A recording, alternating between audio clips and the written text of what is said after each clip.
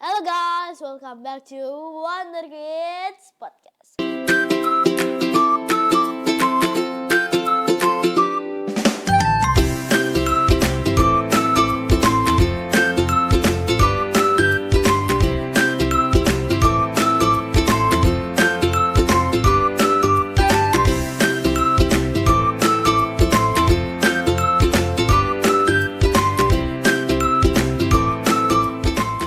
Kali ini aku akan membahas tentang Perang Dunia I. Salah satu perang terbesar dalam sejarah manusia yang kasualitas dan korban jiwanya sangat banyak. Tapi apa penyebabnya sampai bisa jadi seperti itu? Jadi suatu hari Franz Ferdinand mengunjungi kota Sarajevo dengan drivernya. Dan ada satu orang bernama Gavrilo Princip. Dia dari sebuah organisasi yang emang tidak disupport oleh pemerintah seingat aku. Dan dia menunggu untuk melihat Franz Ferdinand untuk mengasasinasinya. Dalam percobaan pertama dia melempar bom. Tapi gak kena ke Franz Ferdinand. Melainkan kena salah satu orang di belakang driver atau penjaga di belakang Franz Ferdinand. Nah, Franz Ferdinand ini bukannya mundur, sembunyi bentar, tapi langsung balik lagi buat ngunjungin pasukan-pasukannya yang sedang sakit. Nah, si pengemudinya pun ini misalnya dia harusnya jalan ke sini, tapi salah belok ke sini. Nah, di mana dia ketemu orang yang tadi mencoba asasinasi. Dan ketika berhadapan-hadapan nih, Franz Ferdinand dan juga Gavrilo Princip langsung ditembak. Dua-duanya Franz Ferdinand dan istrinya. Kejadiannya pun jadi besar sekali, chaos lah. Nah, karena itu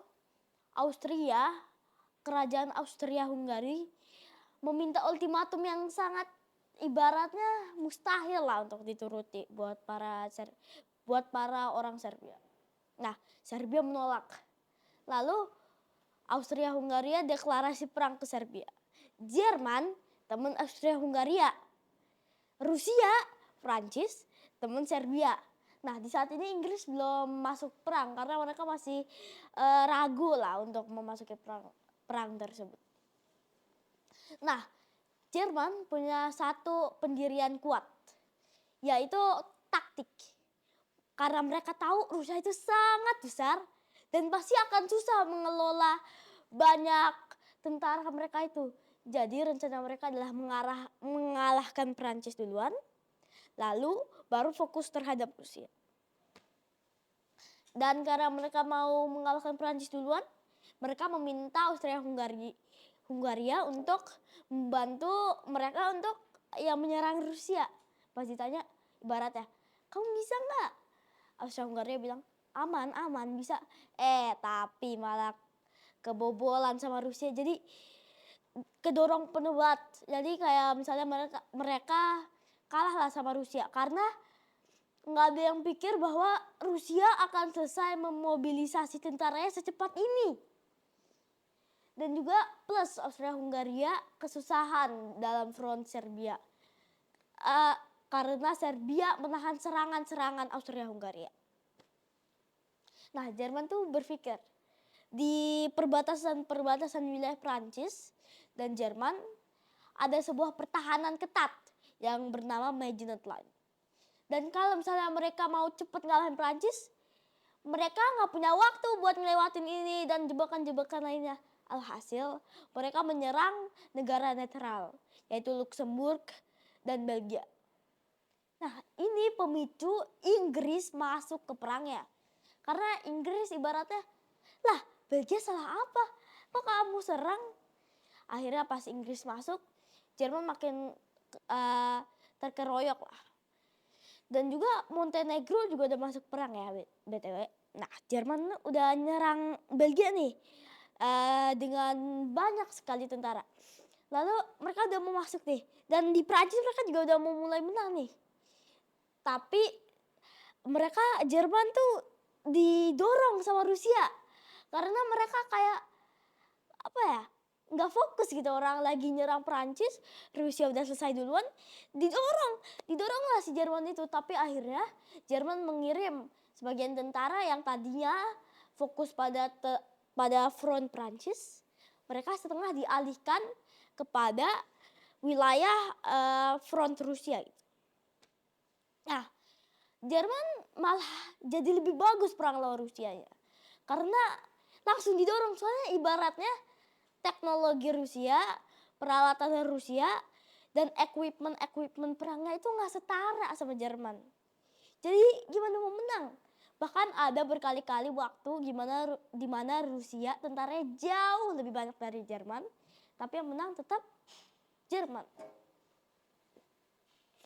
Nah, di saat ini koloni Jerman tuh udah ya ibaratnya udah nyerah aja lah. Soalnya banyak banget koloni di Afrika punya sisi Inggris dan Prancis yang langsung dikepung tuh. Jadi udah jarang ada supply-nya dan yang bisa membantu koloni-koloni mereka. Nah, setelah itu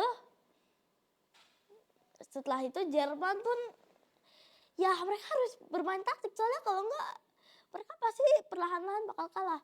Nah, sampai perangnya mulai menarik. Kenapa menarik? Karena Jerman berhasil mendorong Prancis sampai Paris kelihatan. Belum masuk Paris, tapi udah deket banget sama Paris.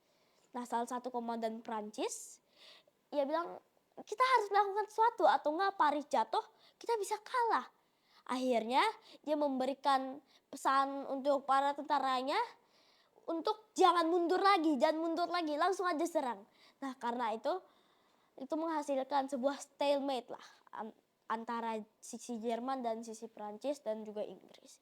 Yang dimana mulai ada nih istilah trench warfare. Yang dimana dua sisi ngegali sampai mungkin 2 meteran lah. Dan ini juga 2 meteran. Dan mereka sembunyi di situ buat nembak-nembakin. Nah, ini yang salah satu penyebab depresi besar tentara-tentaranya ya, mungkin kena penyakit shell shock. Apa itu shell shock? Shell shock adalah mungkin seperti foto-foto tentara shell shock juga mengerikan seperti foto ini.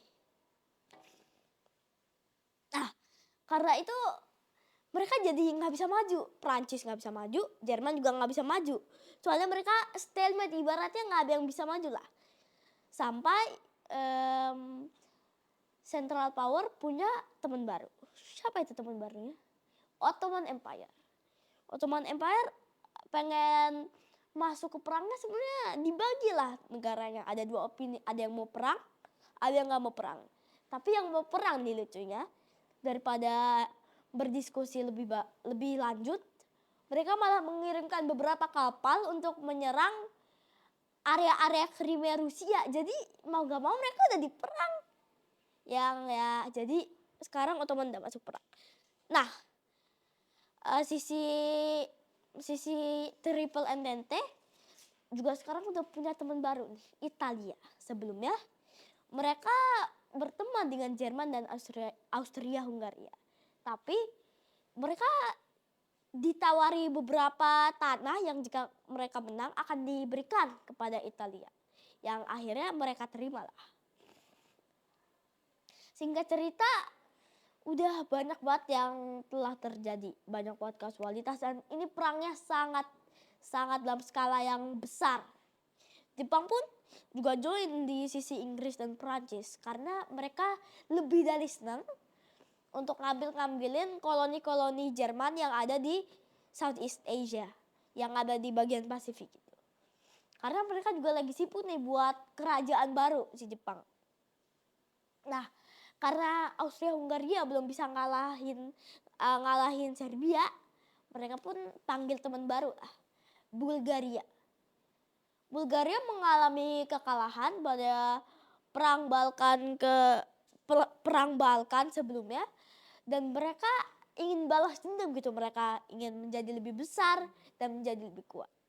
Dan Central Power menjanjikan hal yang tepat untuk Bulgaria. Akhirnya Bulgaria pun mengikuti perang dan karena itu Serbia langsung jatuh.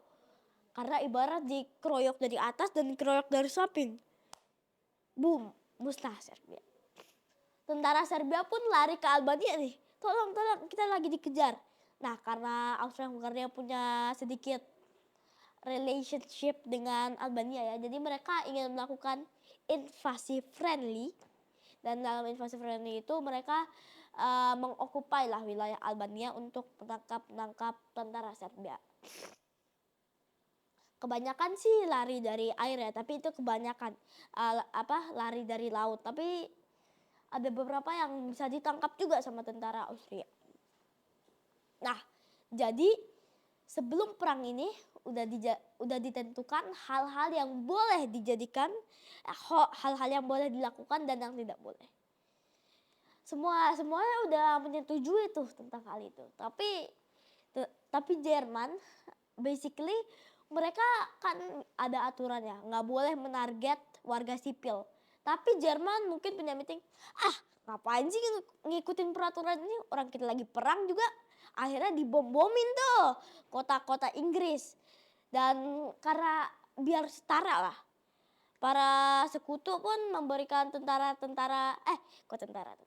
senjata-senjata gas yang berbahaya kepada tentara Jerman. Sekarang tahunnya sudah 1917. Semuanya udah kecapean lah. Kayak udahlah, kapan sih perang ini selesai? Dan satu-satunya pertanyaan adalah siapa negara yang bakal rusak duluan? Jawabannya Rusia. Ada beberapa grup yang bernama Bolshevik yang ingin melakukan revolusi pada Rusia. Karena mereka capek lah sama Tsarnya ini. Berkuasa gak jelas, ekonomi yang gak jelas, banyak tentara tapi tetap kalah. Dan mereka melihat, coba ganti pemerintah lah. Akhirnya ada pemerintah baru yang ngegeserin si Tsar. Baru beberapa bulan kegeser lagi sama Bolshevik. Akhirnya karena Rusia udah dalam perang saudara, jadi mereka menyetujui perdamaian dengan Jerman secara sepihak hanya dari para Bolshevik. Dan karena front Rusia udah ditutup, sebelumnya Romania juga udah join perang nih, tapi mereka langsung dikeroyok dan langsung gagal lah. Nah, karena front Rusia udah selesai, saatnya Jerman fokus ke front Prancis. Nah, tapi menariknya nih, Yunani terbelah menjadi dua pihak. Pihak yang mau ikut Jerman dan pihak yang mau ikut Inggris. Mau ikut siapa? Jadi Perdana Menterinya mau ikut para sekutu dan rajanya ingin mengikuti para Jerman. Nah, karena itu terpisah, mereka pun akhirnya rajanya pun mengundurkan diri dan Elias masuk untuk membantu Yunani dari diserbu oleh para Central Powers.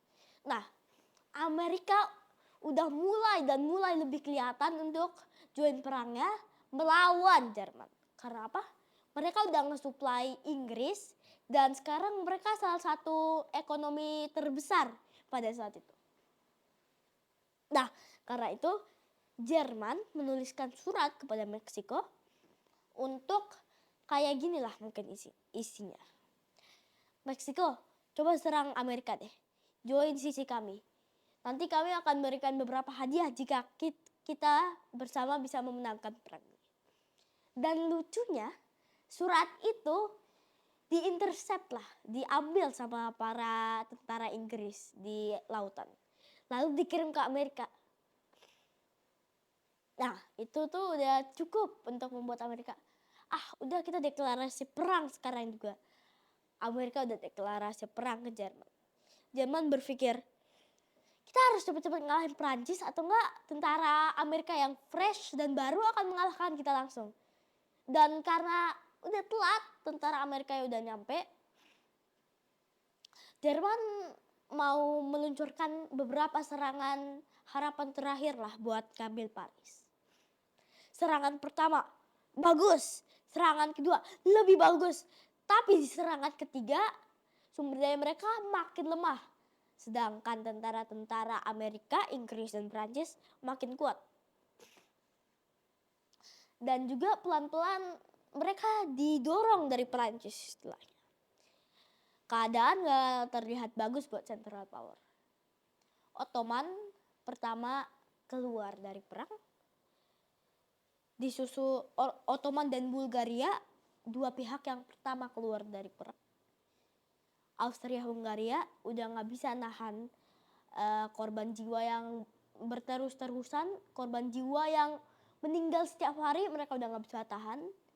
Austria-Hungaria juga mengundurkan diri dari perang, menyerah kepada sekutu, dan Jerman kita udah gak bisa menang. Kita cuma sendiri lawan hampir semua dunia. Pada 11 November jam 11, mereka pun secara resmi menyerah kepada tentara sekutu. Di perjanjian Versailles, kota di Perancis, banyak sekali treaty yang sangat jahat dan mungkin sangat keras kepada Jerman. Kayak pembayaran yang sangat banyak jumlahnya, jumlah uangnya, dan war reparations gitu lah. Dan akhirnya gitu deh, Perang Dunia I telah selesai. Kalau kalian ada pertanyaan, bisa ditinggalkan di kolom komentar ya. Jangan lupa share, like, and subscribe. Wonder more, follow Wonder Gate.